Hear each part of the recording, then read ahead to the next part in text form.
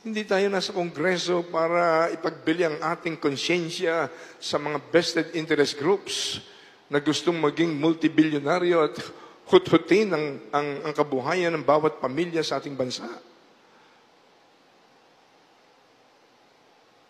Huwag na nating hintayin pa na magalit ang Diyos at payagan ng isang violent revolution sa ating bansa.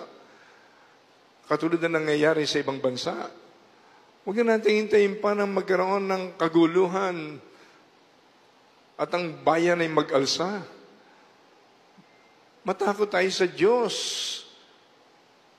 Mahiya naman tayo sa bayan na siya nagpapasweldo sa atin bilang mga lawmakers at public officials.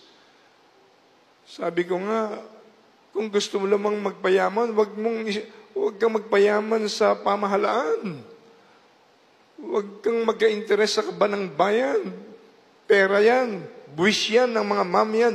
Bawat bilhin ninyong bagay sa Pilipinas, merong sales tax. Sumakay ka lang sa jeep, nagbayad ka na ng road tax. Bimili ka ng kahit ano. Sa tindahan, meron ka ng binayad na sales tax. Kaya sobra-sobra ang buwis sa Pilipinas kung ang hawak ng budget ng pera ng bayan ay may takot sa Diyos. I'm very sorry. Hindi ko kayang tiisin na ako'y magsawalang kibo. Tayong mga Pilipino, sinasabing lahi ng bayani, ng mga bayani, hindi tayo dapat matakot sa galamay ng mga monsters na ang kinabubuhay ay pagsasamantala sa kapwa, bolahin ng kapwa.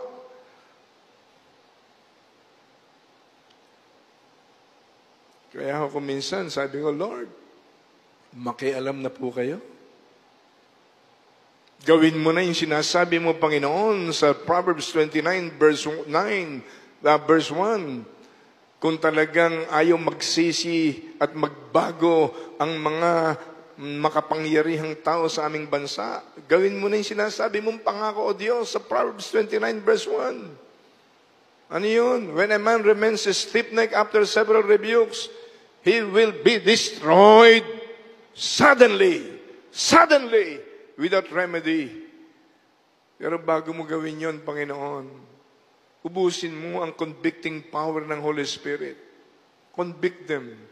Cause them to repent. Cause them to be delivered. At yung mga kumukonsinti sa kanila, palayain mo sa kanila sa tanikala ng insanity.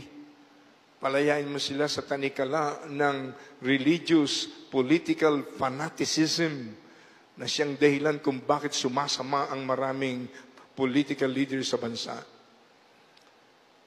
Tandaan po natin ang sabi ni Edmund Burke, the famous statement, "For what is necessary for evil to triumph is for good men to do nothing."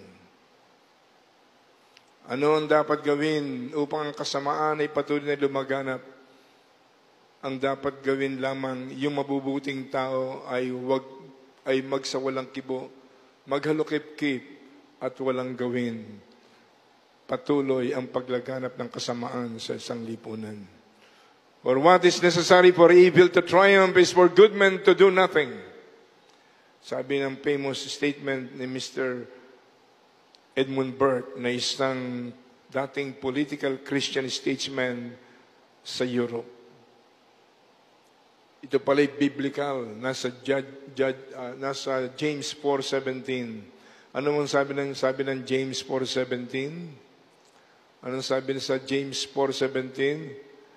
James 4:17. If anyone then knows the good they ought to do and does not do it, it is sin for them.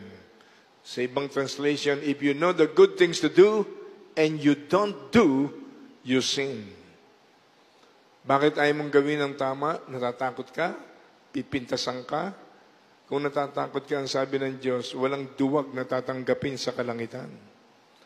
Maging matapang tayo sa paglaban para sa katwiran, katotohanan, at katarungan. Ito po'y napakahalaga. Involvement in nation building. Huwag natin pabayaang magpatuloy ang matinding kahirapan sa ating bansa.